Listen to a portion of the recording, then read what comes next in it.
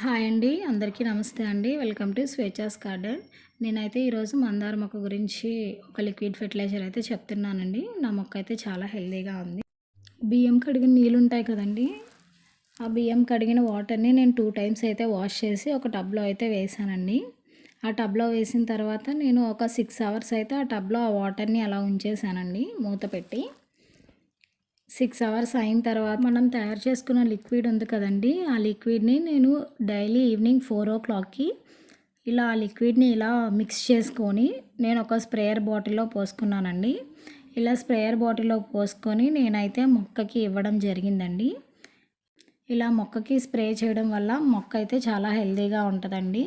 ఈ liquid fertiliser వల్ల ఎక్కువ పూలు అయితే వస్తాయి, మొగ్గలు కూడా ఎక్కువే వస్తాయండి. జస్ట్ ఇలా స్ప్రే చేస్తే చాలండి.